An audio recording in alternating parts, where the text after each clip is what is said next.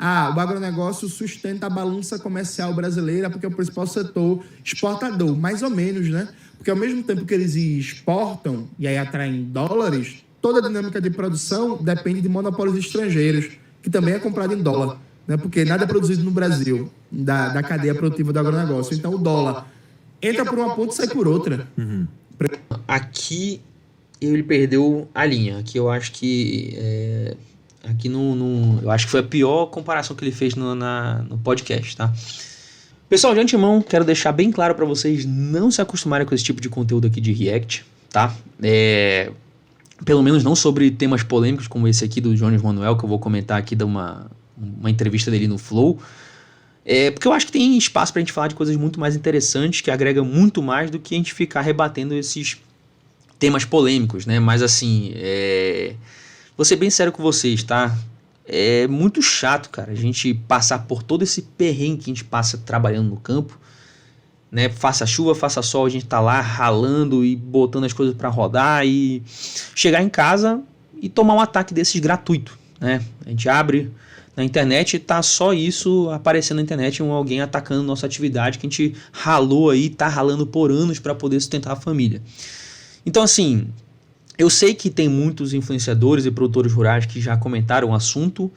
Eu particularmente não gostei das respostas, tá? Eu acho que se abusou muito do deboche, da ironia. E quando a gente usa deboche e ironia pra gente comentar esses temas aí, basicamente o que está sendo feito é pregando para convertido, né? Porque na bolha do agro, putz, isso vai bombar, né? Todo mundo vai adorar, vai achar graça, vai se identificar, mas no final das contas, quem não está no agro, vê você responder dessa forma com ironia e deboche, no final das contas vai criar uma resistência a absorver aquela argumentação. Então assim, eu decidi fazer esse vídeo aqui para responder com seriedade essas falas do Jones Manuel. Inclusive vou deixar aqui na descrição, no comentário fixado, o link do episódio do Flow e o canal do Jones Manuel. Tá aqui na descrição, no comentário fixado, os créditos. Esse vídeo aqui é do próprio canal do Jones Manuel, os melhores momentos que ele mesmo definiu. Então eu não mexi nos cortes, eu não fiz corte, não manipulei absolutamente nada. Isso tudo foi ele que definiu. Então eu vou pegar esses trechos e vou comentar quando ele falar sobre o agro, obviamente, tá? Então vamos lá, vamos começar a escutar o que ele tem para dizer. Inclusive essa foto aqui que tá na tela não é deboche também não, tá? É porque logo que ele vai começar a falar sobre o assunto, ele para nessa pose aí, tá? Mas vamos lá. Eu fico pensando se era viável se a gente não tivesse tanto agrotóxico também. 100% viável. Agroecologia. Mas isso é viável em escala? Completamente. É? Tu conversou aqui com o João Pedro Stedley, eu assisti essa entrevista, é a proposta do MST, Reforma Agrária Popular, preservando a natureza, reduzindo o uso de venenos, inclusive, dentre outras coisas, no Brasil a gente usa venenos, a gente não, né? O agronegócio, a gente usa venenos que são banidos na União Europeia e nos Estados Unidos. Então a gente consome venenos que os europeus baniram há mais de 30 anos. E a gente consumindo e tendo cada vez mais câncer. Tá, deixa eu parar aqui para fazer alguns adendos aqui sobre o que ele tá falando. Uma coisa que ele vai fazer muito ao longo desse bate-papo dele no Flow é criticar algo de forma mais profunda, só que dando uma solução superficial, tá? Então, nesse caso aqui, ele critica muito os defensivos, né? E ele fala da agroecologia. Não explicou nada sobre a agroecologia, só falou que é 100% viável em escala e tudo mais. E vamos lá, vamos começar a destrinchar isso aí. Primeiro, a agroecologia é um conceito muito bacana, muito interessante realmente. A gente usa muito a agroecologia no nosso plantio, tá?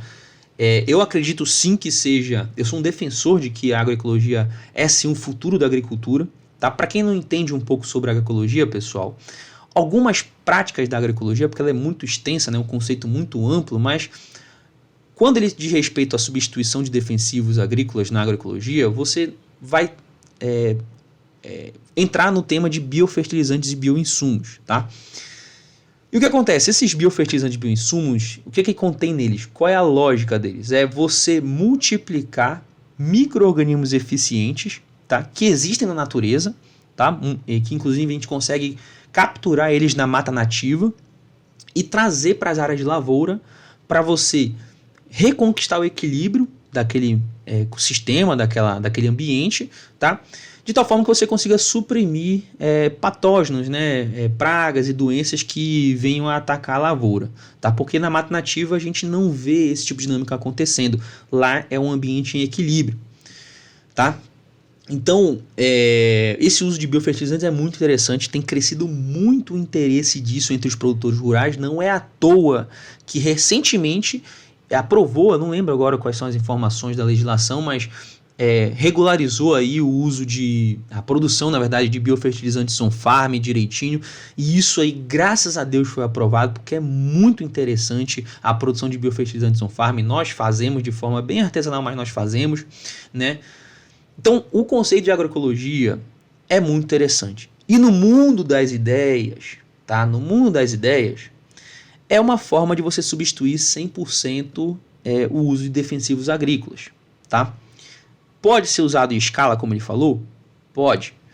Mas isso é no mundo das ideias no primeiro momento, tá? Ele fala como se fosse uma bala de prata e como se fosse uma coisa muito simples. Mas a agroecologia, primeiro, não é algo do dia para a noite que você vai ter resultado aplicando as práticas, tá? Aplicando as técnicas.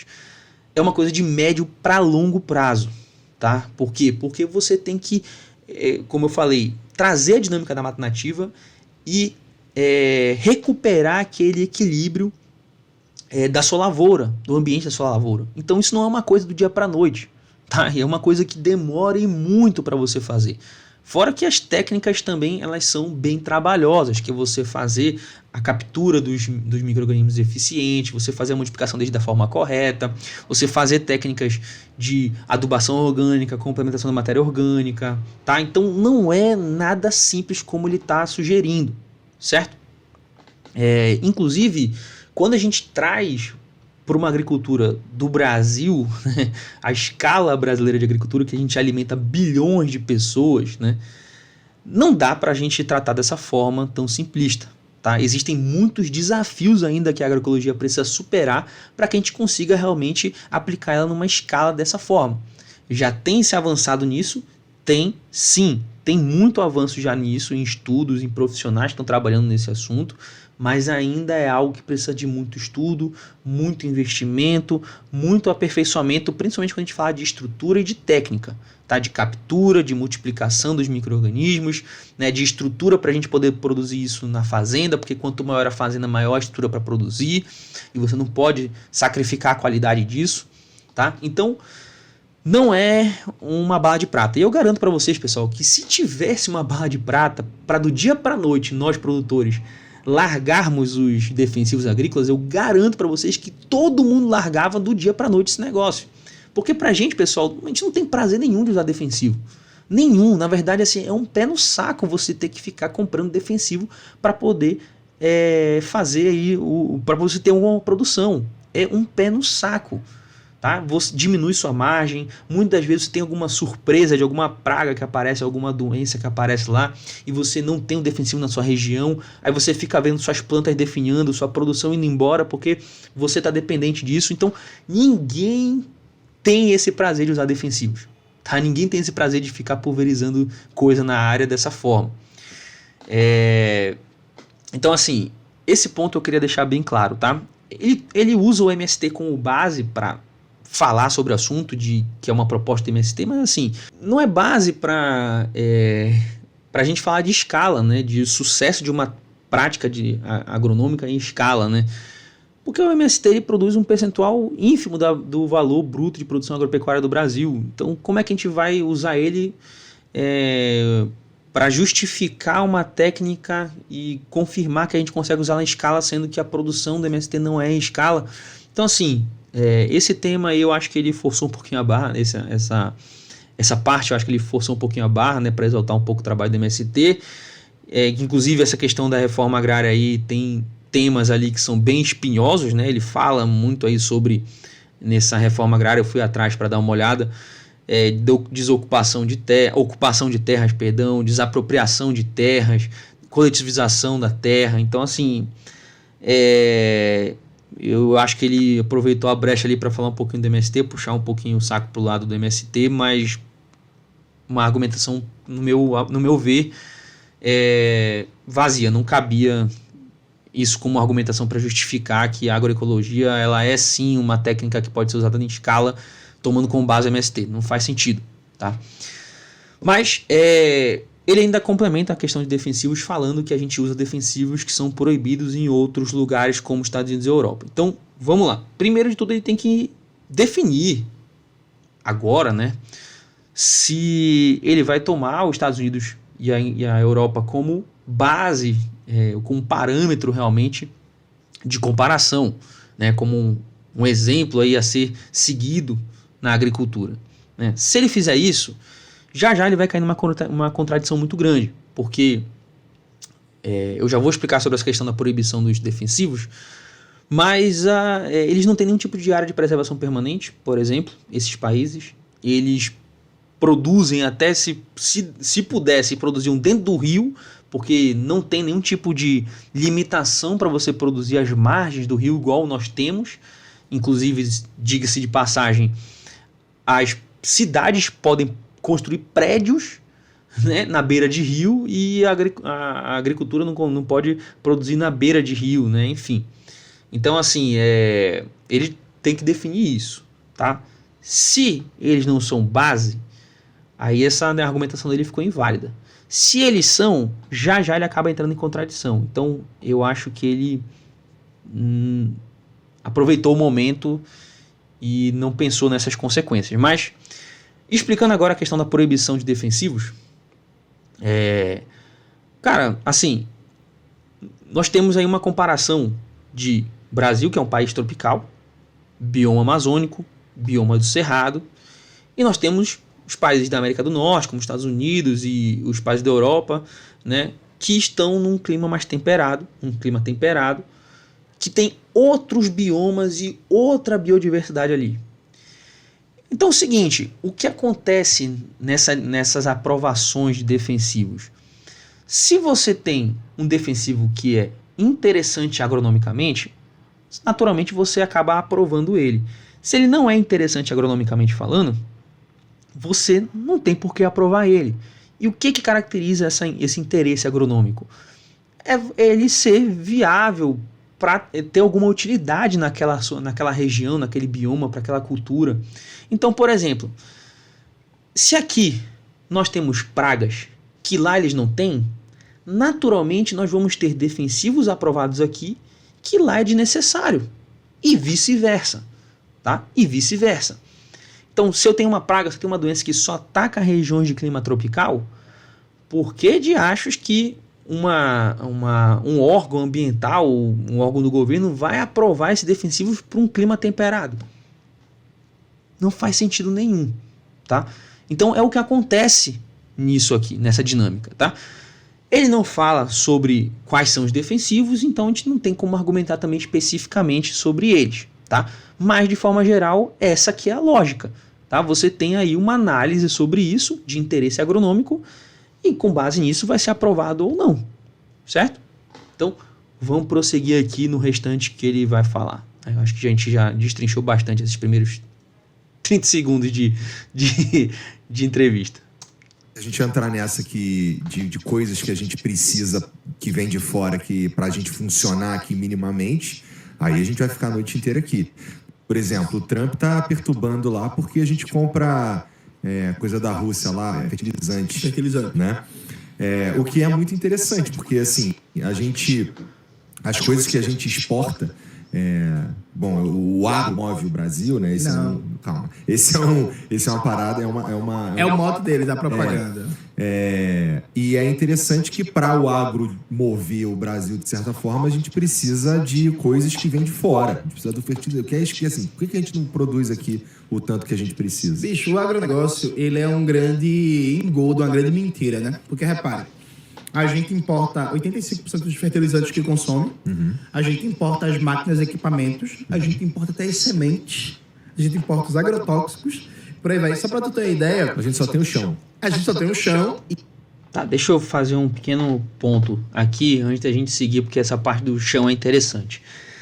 Mas assim, sobre essa primeira parte aí, vocês veem a agressividade, né? Então, por isso que eu falo para vocês que é difícil a gente ficar escutando isso calado. Mas, vamos lá. o Brasil realmente importa bastante fertilizantes, tá? Fertilizantes e defensivos agrícolas. Realmente é mais ou menos por aí o que ele está falando mesmo, 80%, 85%, tá? Obviamente tem uma justificativa para isso, mas vamos falar primeiro das máquinas e das sementes para a gente já cortar essa primeira parte aí da argumentação e destrinchar o resto que é mais importante. Eu acho que ele deu uma forçada de barra, tá?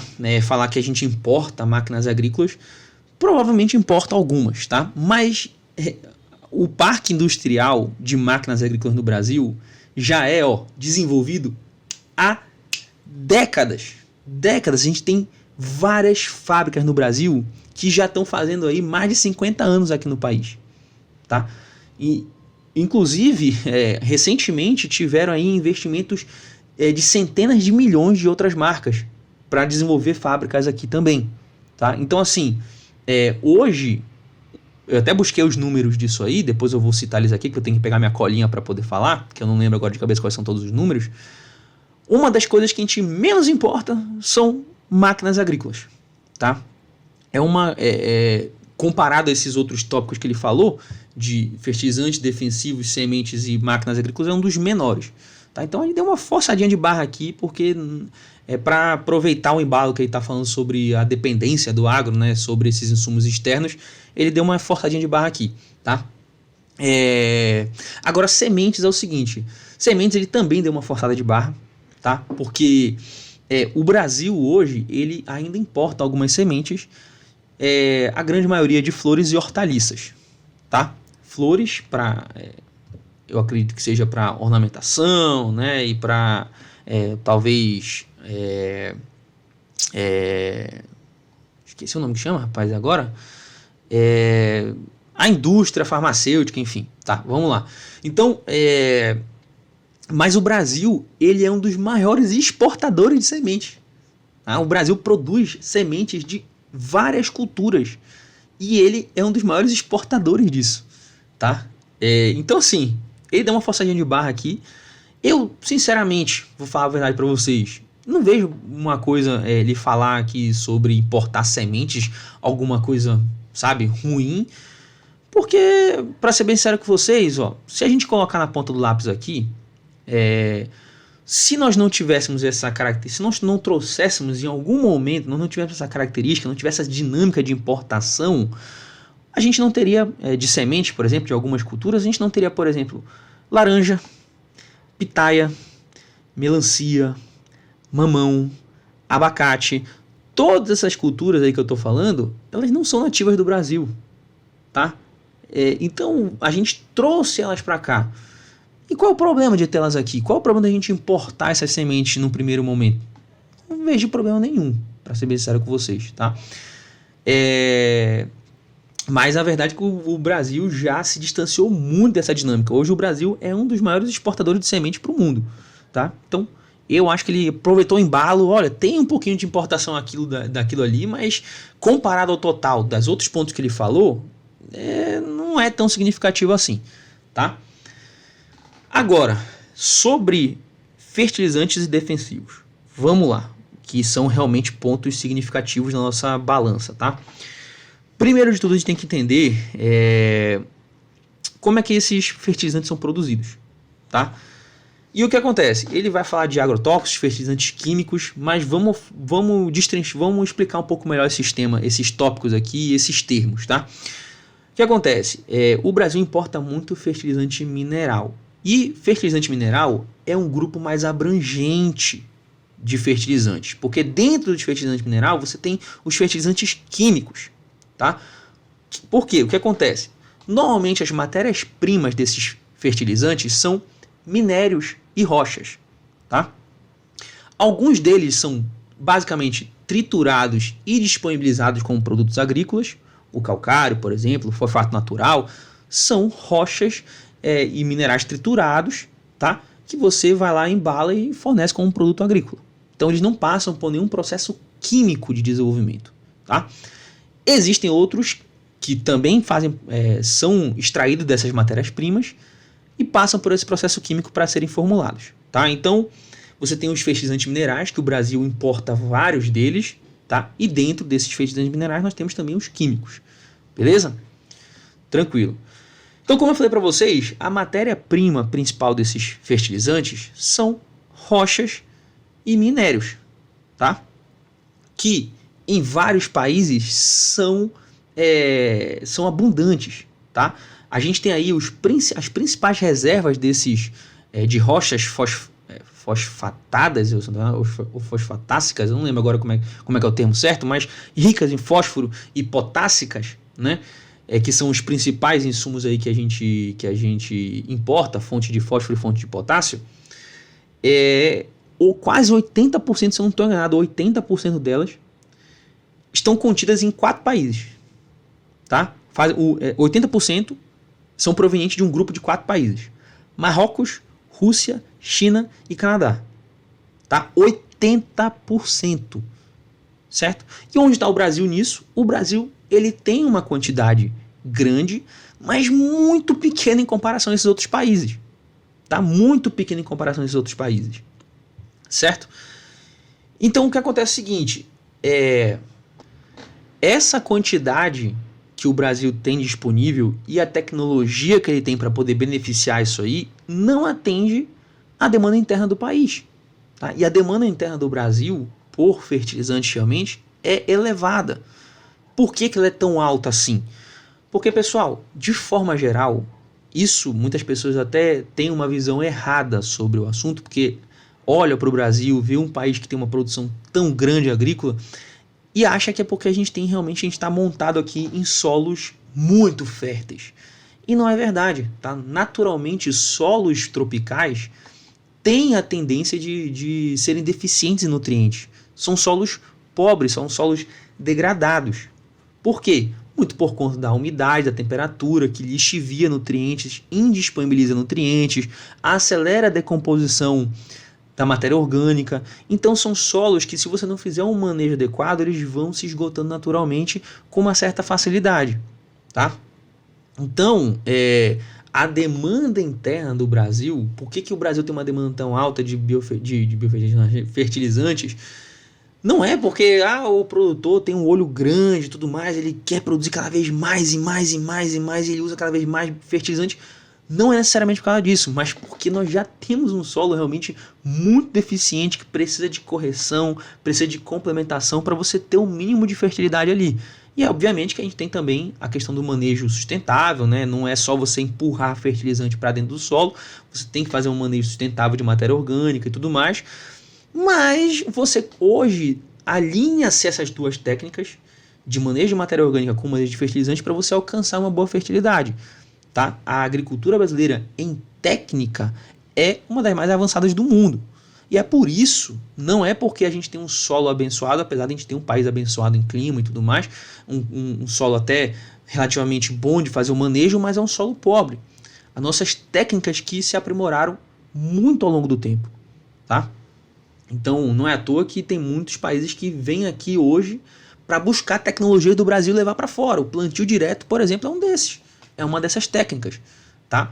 O plantio direto, que possibilita com que você reaproveite a palhada de colheitas do ano anterior para o ano seguinte, para você ter a complementação de matéria orgânica, sem que você fique revirando o solo toda hora, é uma técnica que foi desenvolvida aqui no Brasil e que hoje é referência para o mundo inteiro. Certo? Então, para vocês entenderem que não é simplesmente por charme, por luxo que a gente fica deitado nos fertilizantes, pelo amor de Deus, tá? Então, essa nossa demanda é altíssima, tá? Nós temos uma certa quantidade dessas rochas, dessas reservas, né, de minerais que a gente poderia utilizar. E por que a gente não produz, então, tanto quanto poderia aqui no Brasil desses fertilizantes? Vamos lá, aí entra o fator Brasil, né? Vamos lá, burocracia ambiental, complicações fiscais, impostos demais, encargos trabalhistas demais, né, desvalorização da moeda, tudo isso somado afasta, obviamente, os investimentos do Brasil. A gente tem algumas empresas que fazem essa extração, fazem esse beneficiamento, muitas inclusive acabam até exportando, né, para os outros países beneficiarem, mas Uma das coisas que joga contra é o próprio Brasil. O Brasil joga contra o próprio Brasil, porque se a gente tivesse uma facilidade, fosse mais amigável a esses investimentos, eu tenho certeza absoluta que seria uma forma da gente diminuir, tá? Não supriria a demanda, obviamente, como eu falei para vocês, tá? Mas diminuiria, tá? Existe uma forma complementar a essa da gente diminuir a dependência de fertilizantes minerais? Existe. A própria agroecologia, como o próprio Jones Manuel falou, é interessante, mas o manejo de matéria orgânica, o manejo de adubação orgânica, o manejo de coberturas de solo, tá? São técnicas que a gente consegue reduzir essa dependência. Tá? São técnicas que hoje, como eu falei, o próprio plantio direto, a integração lavoura-pecuária, a gente consegue fazer isso, aplicar essas técnicas para a gente ter uma menor dependência de fertilizantes e defensivos. Tá? Só que isso não é uma técnica de curto prazo. Não é uma coisa que a gente pode começar a aplicar amanhã e já ter resultado. Não é assim. Tá? Fora que a escala disso aí também é um desafio hoje. Vamos dar um exemplo aqui para vocês entenderem, tá? Vamos pegar 1 tonelada de cloreto de potássio, que é um desses fertilizantes minerais que a gente traz de fora. Ele tem 60% de potássio, K2O no caso, né? Mas potássio, enfim, vamos falar de forma menos técnica, né? Na sua composição. Então, de 1.000 quilos de 1 tonelada de potássio, de cloreto de potássio, eu tenho 600 quilos de potássio. Se eu pegar um adubo orgânico muito rico em potássio e pegar 1 tonelada dele, eu vou ter ali, muito rico mesmo, uns 8% de potássio ali. Não muito rico, tá? E aí o que acontece é que você tem aí 80 quilos em comparação a 600 do fertilizante mineral. Fora essa quantidade, você tem também a dinâmica de liberação do nutriente. Os fertilizantes minerais, como eles já estão na forma mineral, são solúveis no solo, a planta absorve rapidamente eles. Já os adubos orgânicos, eles estão na forma orgânica. Então, quando você aplica, o que vai acontecer? Vai ocorrer uma decomposição daquela matéria orgânica e a mineralização desses nutrientes, ou seja, eles vão se transformar ainda na forma mineral, certo? Isso, obviamente, leva tempo. Por exemplo, o potássio demora meses para ser liberado. O nitrogênio, anos para ser liberado. O fósforo, anos para ser liberado. Tá? Então, como eu estou falando para vocês, são dinâmicas e realidades bem diferentes. Na teoria, no mundo das ideias, sim, a gente consegue fazer essa substituição, mas na prática é muito diferente. E quando a gente está falando de Brasil, a gente não está falando de um país que alimenta 10 milhões, 50 milhões de pessoas, a gente está falando de um país que alimenta 1 bilhão de pessoas e mais milhões de pessoas dependem da agricultura para isso. Então a gente não pode simplesmente ser irresponsável a ponto de largar tudo e começar a usar uma técnica nova sem ter nenhum tipo de sustentação para o nosso balanço comercial, porque o impacto vai ser direto no PIB do país e também, obviamente, na alimentação das outras pessoas. Porque se do dia para a noite a gente elimina uma técnica que a gente alimenta 1 bilhão de pessoas e começa a alimentar 200 milhões, consegue suprir a demanda do país, né, de certo modo, vamos dizer assim, até porque não é bem assim a conta que eu estou falando, né, mas vamos dar um exemplo aqui hipotético, você simplesmente abandona aí 800 milhões de pessoas ou mais, né? Então, assim, é até um pouco egoísta fazer esse tipo de comparação, assim, esse tipo de sugestão, né? Tipo, lasquem-se os outros para lá, porque aqui a gente produz agora só pra gente. Enfim, né? Não é bem assim as coisas que funcionam, como as coisas funcionam, né? Agora, sobre os defensivos, né, os agrotóxicos, como ele chama, né, cai numa dinâmica muito parecida com a de fertilizantes, não vou estender muito, né?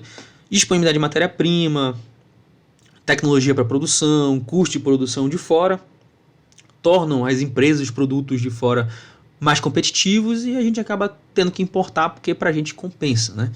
E aí, por que a gente não reduz essa dependência com produtos internos?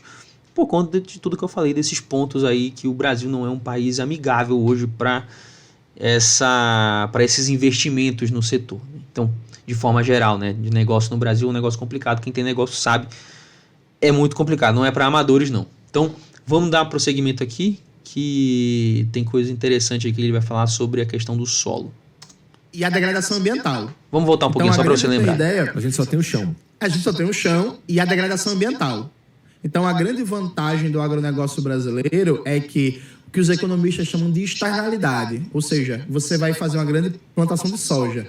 Aí você degrada o meio ambiente, você acaba com a biodiversidade, você usa agrotóxicos, você causa vários efeitos. Isso fica aqui no Brasil, isso não tem custos para eles. E a grande vantagem na hora de você pensar os custos de produção e, consequentemente, competir internacionalmente. O agronegócio é um grande exemplo de dependência tecnológica. E aí, inclusive, tem um jogo que é o agronegócio sustenta a balança comercial brasileira, porque o principal... Tá. Vamos voltar depois para essa parte da balança comercial que ele está falando, porque também é um ponto de discordância muito grande. Mas em relação à degradação ambiental, vamos lá. Vamos organizar o pensamento. Vou até pegar a minha colinha aqui para dar uma olhada e organizar os pensamentos, porque é muita coisa. Espera lá. Bom, organizar então os pensamentos aqui, né, usando nossa colinha para ajudar, porque realmente eu destrinchei bastante os assuntos, então tem que organizar de vez em quando os pensamentos aqui, mas começando explicando um pouco, destrinchando, traduzindo um pouco mais essa questão da externalidade que ele está falando, tá? Esse conceito da economia para vocês entenderem, porque ficou até um pouco confuso para mim o que ele está querendo dizer. Quando eu vi a primeira vez, eu fui atrás desse conceito. Então, basicamente, o que ele está falando é o seguinte: o produtor rural, ele faz um manejo inconsequente da terra, tá? Para produzir o que ele tem que produzir, faz negócios com o pessoal de fora. Eu acredito que ele esteja falando com o pessoal sobre exportações, né? Até porque ele emenda depois para falar sobre balança comercial. Então ele bota o seguinte cenário: o produtor rural trabalha de forma inconsequente com a terra para produzir o que ele quer, ganhar o dinheiro dele, vendendo para os caras de fora, e os caras de fora compram produto barato, né? E se beneficiam também. Então ambos saem beneficiados, né? Produtor rural e os clientes de fora, né? Outros países, etc, etc. Enquanto que o ônus disso aí, desse manejo inconsequente, os problemas ficam para terceiros, que seria os cidadãos brasileiros, né? Seriam as outras pessoas, né, que não estão envolvidas nesse negócio. É isso que é o conceito de externalidade, né? Os problemas ficam, o ônus fica para terceiros, né? Eu vou emendar um pouquinho isso aí já, porque eu acho que é uma visão um pouco míope do negócio, tá? O Igor fala aí, ele introduz esse assunto falando que a gente só tem o chão, né? A gente só tem o chão e depois o Jones complementa com a degradação ambiental. Quando a gente fala que a gente só tem o chão, vamos mudar um pouco o termo aqui para solo, né? O solo, ele é muita coisa, tá? A gente não tem, o solo não é só aqueles grãozinhos de areia que você vê ali. 1 grama de solo, você tem bilhões de micro-organismos ali. Você tem metabólitos, você tem matéria orgânica, você tem inúmeros componentes naquela grama de solo ali. Então, o solo, ele é muita coisa, tá? E sem essa dinâmica, sem essa diversidade de componentes que a gente tem no solo, de vida que a gente tem no solo, não adianta você entupir o solo de fertilizante, porque você não vai produzir, tá? Se você não tiver um solo ativo, um solo vivo, como a gente chama, e você não fizer o manejo para que ele continue vivo, porque, como eu falei anteriormente, solos tropicais têm uma degradação muito rápida da matéria orgânica, né? E tem esse problema também da lixiviação, que é muito comum por conta da umidade, por conta das chuvas. Então, são solos que se esgotam rapidamente se você não tiver um manejo adequado, tá? E quando esses solos se esgotam, acaba a vida do solo, o trabalho de você recuperar ele é muito maior. Não tem nem comparação de você recuperar um solo degradado para você trabalhar um solo que já tem um manejo adequado vivo, tá? Então não é interesse nenhum do produtor rural chegar a esse ponto de esgotar o solo, de acabar com a vida do solo, de degradar o meio ambiente. Não tem fundamento isso, tá? O que acontece? Tem muita gente que tem uma visão muito deturpada do negócio e não entende como é que funciona realmente o agronegócio por dentro. Mas, vamos lá, uma coisa que muita gente fala, né, que é sobre a preservação das reservas, que é um tema que se bate muito nisso, que o produtor rural preserva muito, é verdade. tá? Vamos botar em números aqui para vocês entenderem. Por exemplo, nossa região, nós produzimos dentro da Amazônia, nós produzimos no Pará. Tá? Nós somos produtores de açaí, de cacau e de outras frutíferas, tá? Que a gente faz um sistema ali próximo da agrofloresta, né? Próximo da agrofloresta, sempre me enrolo para falar. Mas aqui na nossa região, da terra que você adquire, você pode usar 20% apenas para agricultura. Os outros 80% são áreas protegidas. E olhe lá, porque você ainda tem, se passar um rio por dentro, um braço de rio ou um igarapé, alguma coisa dentro da sua propriedade, ainda pode comer um pouco mais desse percentual aí de áreas de preservação permanente que você tem, tá? Então, imagina o seguinte ponto. Imagina você tendo um apartamento de 100 metros quadrados, que você só pode decorar ele, fazer da forma que você quer, 20 metros quadrados dele. Os outros 80 você vai pagar imposto sobre, você vai ter que trabalhar, você vai ter que preservar ele da mesma forma que chegou. Você não pode fazer absolutamente nenhuma mudança, mas você também não pode deixar ter uma infiltração ali, você não pode deixar apodrecer as coisas que estão ali, você não pode deixar as coisas quebrarem, você tem que fazer as limpezas. Então você tem que cuidar aquilo como se fosse uma área produtiva, apesar de você não ter nada produzindo ali, tá? Então, isso é um parâmetro que, as pessoas não tomam como base, né? Aqui no Brasil, diferentemente, como eu falei, de países da Europa e de outros países também, que você pode produzir na beira de rio, aqui você é obrigado a proteger, não lembro agora, são 50 metros de um lado e do outro do rio. Você não pode plantar absolutamente nada nesses. Você não pode abrir e plantar algo nas margens do rio, tá? Enquanto que nas cidades, engraçado ver isso, né? Que no campo você não pode plantar, mas na cidade você pode derrubar tudo que tiver e fazer prédios, né? Isso pode, mas no campo você não pode. Nos outros países não tem esse tipo de preservação igual nós temos aqui no Brasil, esse cuidado que nós temos no Brasil, tá? E eu sei que esse tema de preservação e tudo mais, tem muita coisa que eu tô falando aqui que já é batida, chovendo molhado, né? Todo mundo sabe, o produtor rural tem as áreas de preservação, não sei o que, as margens de rio. Mas assim, uma coisa que pouco se fala, que eu queria chamar muito a atenção, é a dinâmica de reaproveitamento de resíduos que o produtor rural tem no dia a dia na fazenda. E isso pouco se fala, tá? Vou dar um exemplo nosso, que nós somos pequenos produtores, então nós sendo pequenos produtores, você consegue expandir isso que eu estou falando, tá? Para escalas muito maiores, tá? Então, vamos lá. Nós lá na fazenda, primeiro, resíduos de aproveitamento da nossa casa da fazenda, tá? O aproveitamento de resíduos da nossa casa da fazenda, aliás. Nós temos uma fossa ecológica, por exemplo, que tudo que gera de resíduo da casa, de banheiro, etc., vai para essa fossa.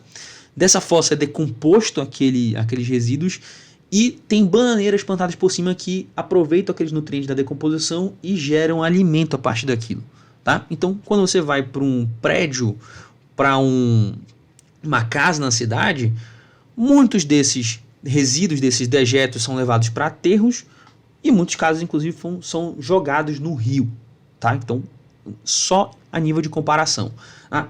Resíduos que não vão para essas fossas, por exemplo, resíduos de papel, papelão, né, embalagens plásticas.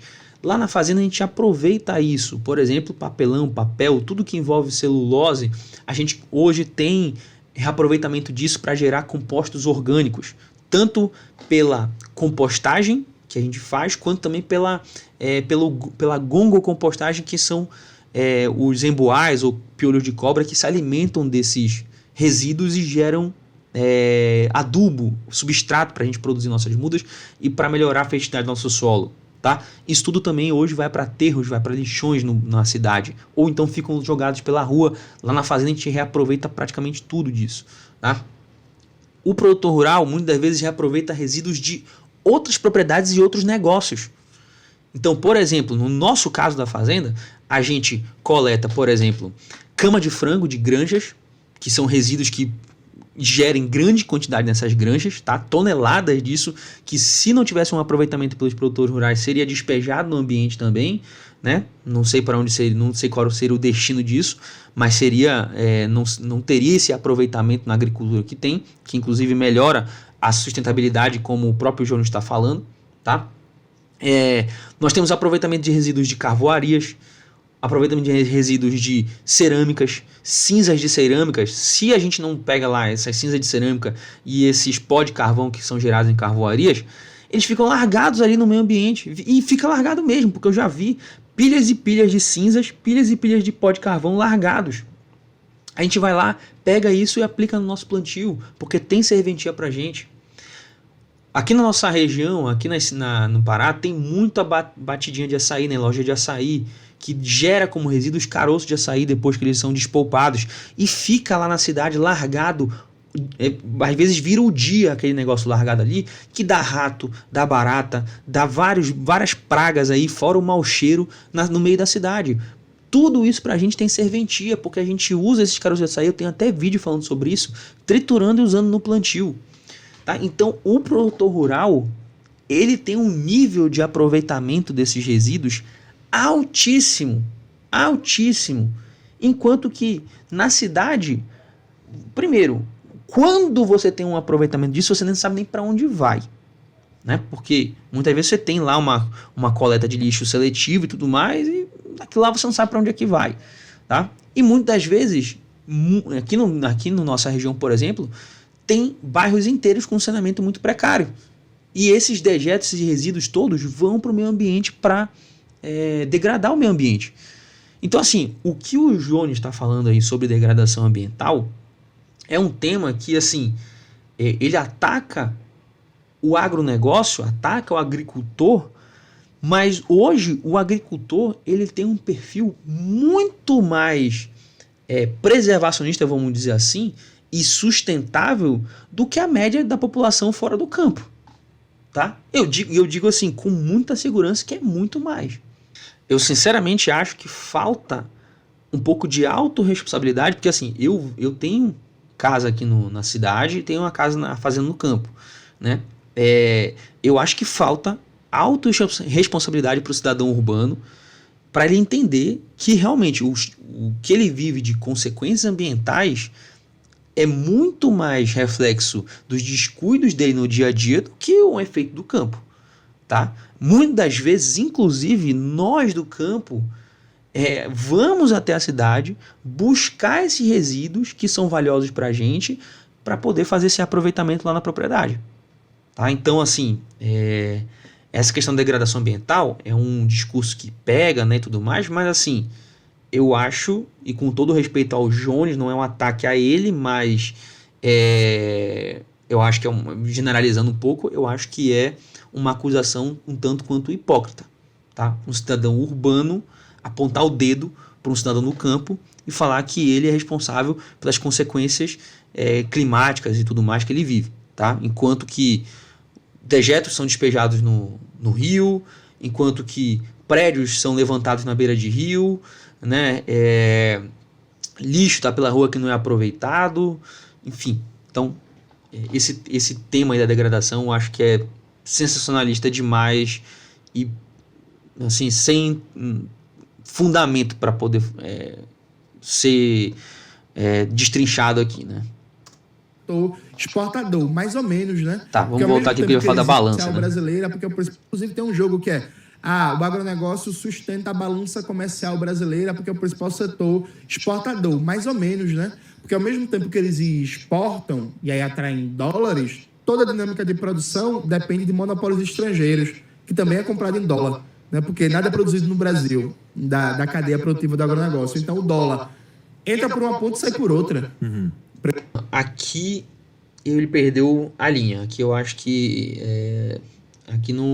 eu acho que foi a pior comparação que ele fez no podcast, tá? Primeiro de tudo, nada é produzido no Brasil, aí ele forçou muito a barra, porque no Brasil muita coisa é produzida, tá? Máquinas agrícolas, como eu falei, sementes, como eu já falei também, né?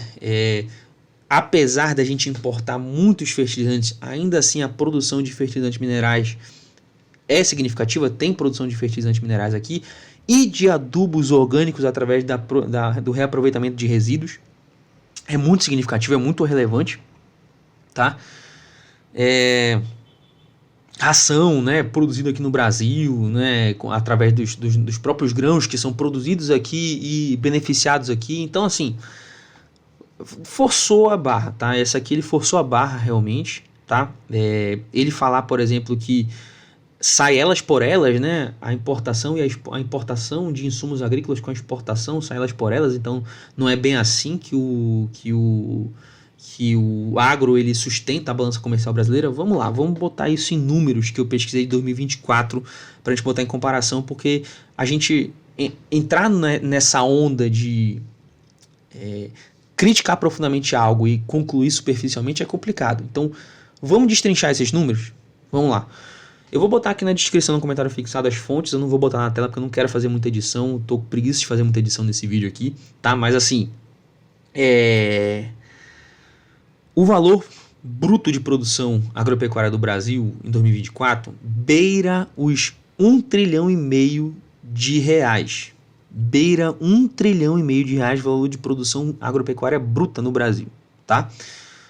Desse valor exportado, nós temos mais de 800 bilhões de reais, tá? Exportado. Considerando o que é importado desses principais pontos, que inclusive fertilizantes e defensivos são os mais relevantes, tá? Mas considerando esses 4 pontos, eu sei que vai ter mais coisa que obviamente te importa, mas em proporções normalmente menores, tá? Então vamos considerar isso aqui para a gente entender a margem que eu vou falar para vocês. Considerando importação de fertilizantes, defensivos, máquinas agrícolas e sementes, que foi os principais pontos que ele tocou aqui no podcast, não supera os 200 bilhões. Então você tem aí uma discrepância de 4 vezes, tá? Ou seja, a diferença do que é exportado para o que é importado é 4 vezes superior, tá? Então assim, é uma comparação assim que não tem como ser feita, tá? Entra mais coisa aí, Ricardo. Tudo bem, mas em proporções menores ainda tem uma margem muito grande para você chegar lá e para você fazer uma comparação dessa de que sai elas por elas. Não é assim, tá? Isso aqui realmente eu acho que forçou muito a barra, tá? O superávit que o agro gera para a balança comercial brasileira, não tem como fazer uma comparação dessas. Assim, realmente ele abusou dessa superficialidade aí de poder falar sem mostrar dados. Eu acho que não ficou legal, tá? Então vamos continuar aqui, porque esse ponto eu queria chamar a atenção que é uma coisa perigosa as pessoas fazerem esse tipo de comparação, tá? Prejudicando a balança e pagamentos. Então veja, o que a gente precisa no Brasil é de um projeto de soberania. E aí é isso, na periferia do sistema capitalista, soberania só vem com revolução. Hoje o governo Lula... Tá, eu acho que até vai... Deixa eu ver aqui se ele vai continuar falando sobre o agro. Eu classifico como um governo... Não, ele já vai acabar. Então, ele falou agora, nessa parte, como eu falei para vocês, de soberania, né? Complementando um pouco mais aquilo que eu falo, de que ele critica profundamente algo e faz uma conclusão ou dá uma solução superficial, né? Esse que eu acho que é o último tópico que ele fala sobre o agronegócio aí, né? Falando sobre a questão de soberania.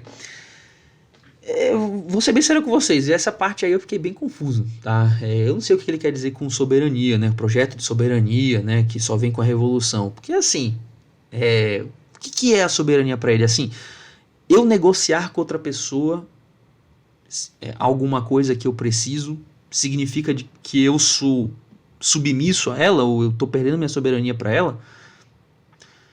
Para mim isso é uma visão muito míope do negócio, tá? Eu acho que é uma falta de entendimento de realmente como funcionam as relações econômicas, né? A economia, ela é o uso eficiente de recursos escassos, tá? Então, eu negociar algo com outra pessoa, na verdade, é um ato de soberania. Eu poder negociar, porque quer dizer que eu tenho algo de valor que eu consigo trocar com aquela pessoa que tem algo de valor também, tá? Se a gente expandir esse conceito, se a gente expandir um pouco esse cenário que ele está falando, de que se o Brasil ele depende ou comercializa ou compra fertilizantes da Rússia, por exemplo, ele está abrindo mão da soberania dele e está submisso à Rússia. Tudo bem, mas e a Rússia que compra muitos alimentos do Brasil? O Brasil não tem o potencial de produzir fertilizantes que a Rússia tem. Assim como a Rússia também não tem o potencial de produzir alimentos como o Brasil tem. Quem nesse caso aí é submisso? Quem está abrindo mão da soberania numa relação dessas? Quer dizer que um está sendo menos soberano que o outro? Como é que funciona? A China, a gente importa muito tecnologia chinesa. E a gente também, um dos principais parceiros comerciais na questão de exportação de alimentos é a China. A China não tem esse potencial de produzir alimento nessa quantidade que o Brasil tem e precisa dessa complementação para poder suprir a demanda interna. E a gente precisa dela.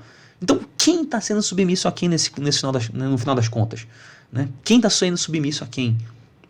Então, assim, eu acho que não é por aí.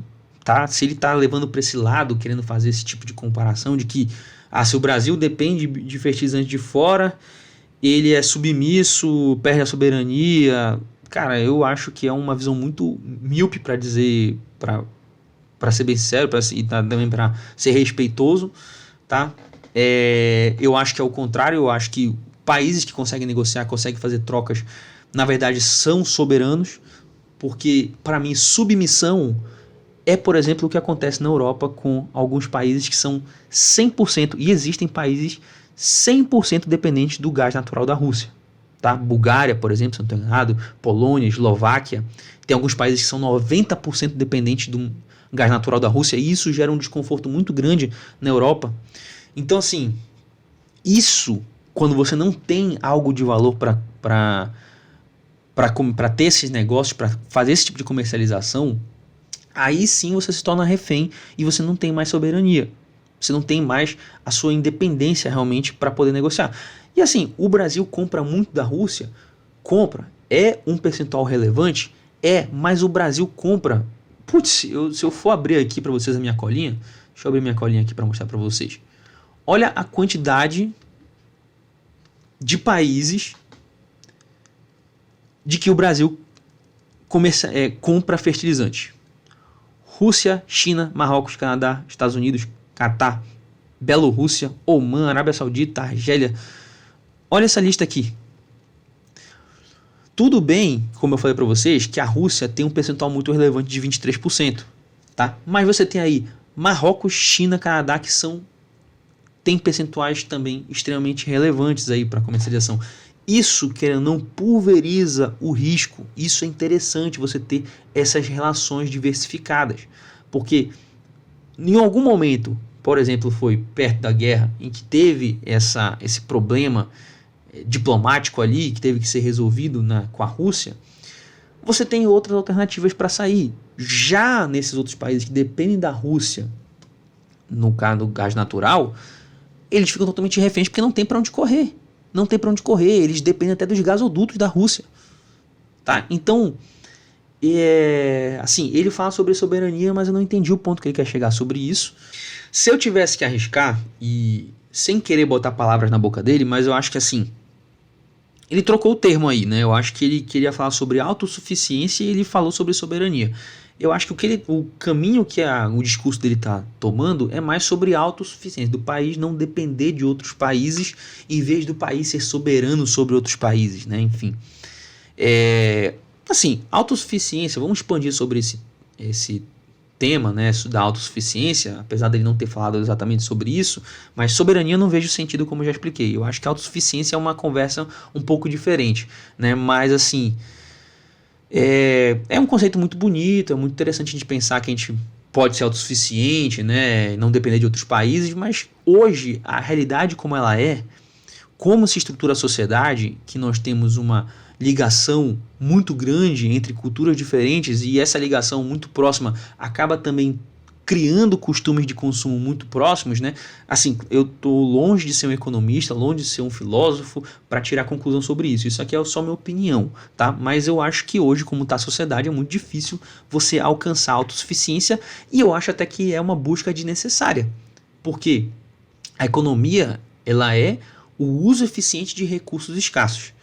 Então, se eu não tenho como utilizar um recurso para chegar a um certo fim de forma eficiente, por que não eu focar na minha expertise e terceirizar a responsabilidade dessa outra tarefa para alguém que consiga fazer da forma eficiente? Os dois saem ganhando nessa relação. Tá? Vou dar um exemplo aqui, até um pouco esdrúxulo, mas eu acho que é interessante a gente traduzir isso aí. Vamos supor que você é um advogado, tá? Você passou anos estudando advocacia, você tem expertise no assunto e você quer construir uma casa. Você vai passar anos novamente estudando como construir uma casa para poder construir a sua casa, né? E aí você vai deixar de lado a advocacia, que já é uma coisa que você tem domínio. Ou é melhor você buscar alguém que já faça isso de forma eficiente, como um engenheiro, terceirizando essa responsabilidade, né? Enquanto você foca no que você realmente é produtivo. Isso é uma escolha muito óbvia, né? Isso é uma escolha muito óbvia. E o contrário é do mesmo jeito. Essa relação de troca acontece toda hora na economia. Então, o engenheiro também, nesse mesmo exemplo que eu falei, ele pode ter um problema na justiça, e ao invés dele largar o trabalho dele, que ele já é eficiente fazendo, que ele já tem expertise para estudar direito, para poder fazer sua defesa, por que não ele destinar o dinheiro dele para alguém que consiga fazer uso eficiente desse tempo para poder fazer a defesa, que seria o advogado, né? Então, assim, a economia é justamente essa dinâmica de trocas entre lados que consigam produzir algo de valor de forma eficiente para o outro, tá? Então,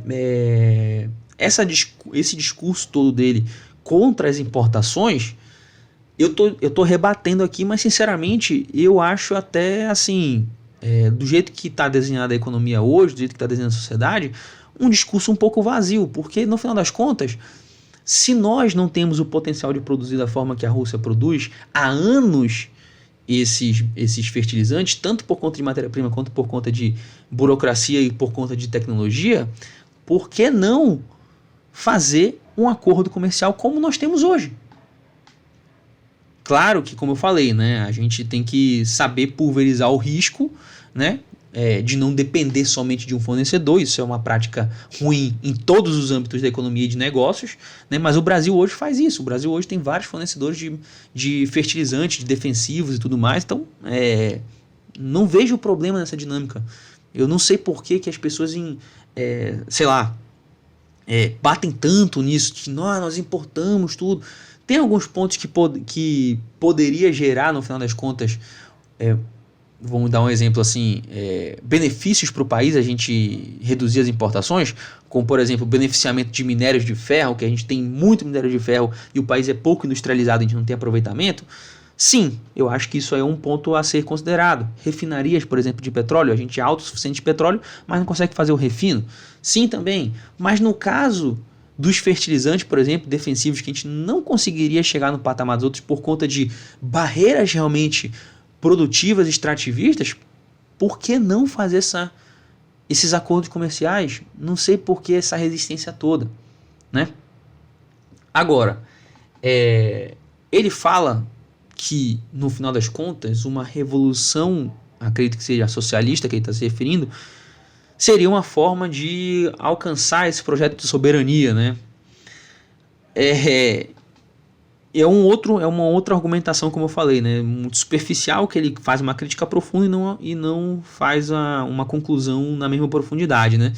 Eu não sei como uma revolução socialista conseguiria resolver esses problemas que eu falei agora para tornar o país autossuficiente, né? Como é que uma revolução socialista vai criar novas reservas de minério, por exemplo, para poder fazer a produção de fertilizantes, vai criar matéria-prima do nada para produzir defensivos, né?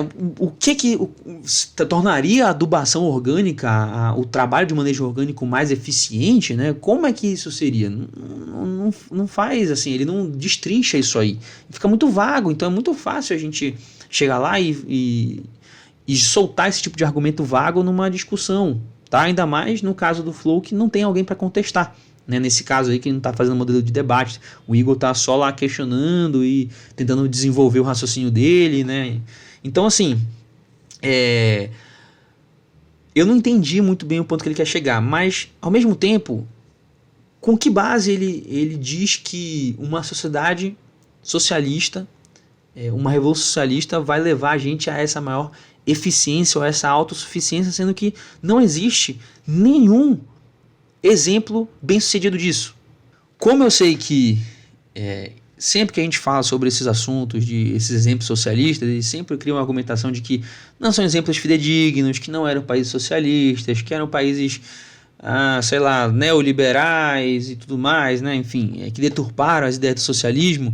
Vamos expandir esse conceito para que não seja algo exclusivo do socialismo. Vamos falar então que essa revolução que ele está se referindo vai, de certa forma, gerar uma manipulação do governo sobre a economia, né? Um protecionismo para proteger, como ele mesmo fala, a soberania do país, né? Para proteger o mercado interno.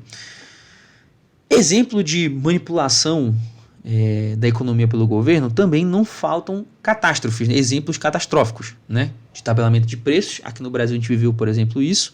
Em outros países a mesma coisa, né? Esse é o tipo de coisa que não precisa ser um economista para desenvolver um pouco o raciocínio sobre isso.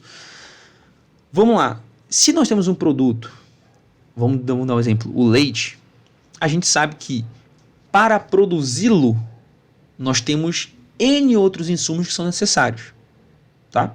Como fertilizantes, vamos supor, para poder fazer o pasto, né? Nós temos aí as nossas máquinas, nós temos o combustível utilizado dentro do manejo, nós temos também os medicamentos veterinários para vaca, a mão de obra e tudo mais, né? Para produzir o leite. E a partir do leite nós temos também outros produtos derivados, queijo, iogurtes, etc. Tá? Então o que acontece? Quando você faz a manipulação de um desses produtos, como por exemplo manipulação do preço do leite, seja para baixo, seja para cima, todo o ecossistema em volta do leite é afetado. Porque se eu baixo artificialmente o preço do leite e os meus custos, que são os outros insumos que eu utilizo para produzir o leite, não acompanham essa baixa, não acompanham essa alteração, qual é o meu incentivo para continuar produzindo leite, sendo que esse preço pode acabar tornando ele inviável, ou então nem inviável, mas surjam outros produtos que eu posso realmente produzir que sejam mais atrativos. Vou dar um exemplo mais próximo da gente, o açaí, por exemplo. Tá? Para produzir o açaí, eu tenho custo de combustível, eu tenho custo com fertilizante, com adubo orgânico, eu tenho custo com mão de obra. Então, se o governo chega lá com o açaí e força o preço para baixo, qual é o incentivo que eu tenho para continuar produzindo açaí? Por que eu não começo a produzir cacau, por exemplo, que é uma cultura que se tornou mais atrativa com essa baixa de preço artificial?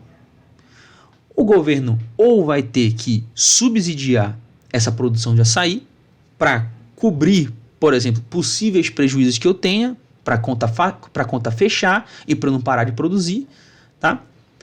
Ou ele teria que manipular o preço dos meus custos de produção para tornar viável, obviamente, a minha produção, né? Então, um exemplo escancara a ineficiência, que é subsidiar a minha produção, escancara que já é uma medida ineficiente, né, esse controle de preços. E a outra forma, que é a manipulação do preço dos meus custos de produção, obviamente, como eu falei, é um efeito em cadeia. Quando manipular o preço, por exemplo, dos meus fertilizantes que eu uso, vai influenciar também as áreas produtoras desse fertilizante e as áreas que utilizam esse fertilizante. E isso vai naturalmente gerar mais manipulação. Então, uma manipulação gera diversas outras, não tem como isso ser eficiente. Não tem como. A economia surge justamente para resolver de forma que ela se autorregule com a oferta e a demanda, tá? Que é natural, tá? Então, assim, essa crítica que ele faz ao comportamento de importação do Brasil, né, que ele fala que o Brasil importa demais fertilizante e tudo mais, esse comportamento, na verdade, é o que faz com que a nossa produção agrícola seja eficiente, porque a gente consegue destinar nossos recursos escassos a atividades que nós realmente somos eficientes. E a gente terceiriza a atividade que nós somos ineficientes para quem é eficiente. E isso, obviamente, otimiza todo o nosso processo, toda a nossa economia. Claro que o cenário poderia ser diferente, poderia, como eu falei, reduzir essa importação de fertilizantes e alguns insumos agrícolas? Sim, mas a solução para isso é muito mais simples do que uma revolução socialista, né? Ou uma mudança no modelo econômico do país. Seria simplesmente você tornar o país um país mais atrativo a investimentos, tá? Um país mais atrativo a negócios, em que você tenha uma menor complexidade fiscal, você tenha maiores incentivos. Eu não estou falando de incentivo de subsídios, mas incentivo de redução de carga tributária, redução de complexidade de encargos trabalhistas também, da legislação trabalhista, que fomente aí o mercado trabalhista, né? Enfim, é uma solução muito mais simples do que você tentar mudar todo o sistema econômico só porque você quer. Né? Só porque você quer, porque não existe nada que comprove o sucesso dele.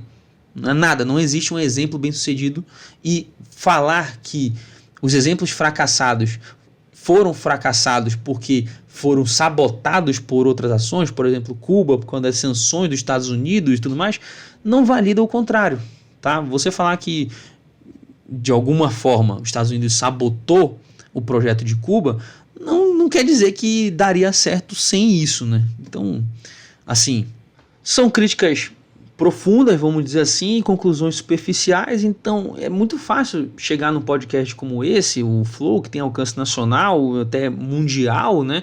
Sem nenhum tipo de contestação do que está falando, e sair denegrindo o trabalho dos outros, né? Assim, sem nenhum tipo de, responsabilidade pelo que está falando. Então, isso acaba realmente sendo muito difícil de escutar.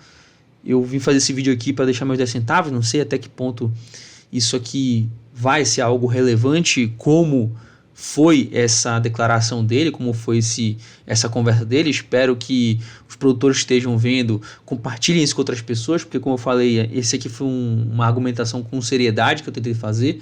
Não é uma coisa de deboche, é uma coisa que eu quero realmente que as pessoas escutem o outro lado realmente do que está acontecendo, o outro cenário realmente que é o nosso de agricultor, porque, cara, é muito difícil a gente chegar, como eu falei, do nosso trabalho, que é um trabalho arriscado, difícil. A gente está lidando com uma das coisas mais imprevisíveis que existem, que é a natureza.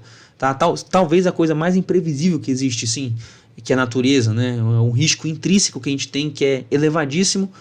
E, abrir o computador, abrir o celular e ver esse tipo de ataque, né? Então, se você gostou do vídeo, se inscreve no canal, deixa o like e compartilha com as pessoas para ajudar essa mensagem aí a ser disseminada, tá bom?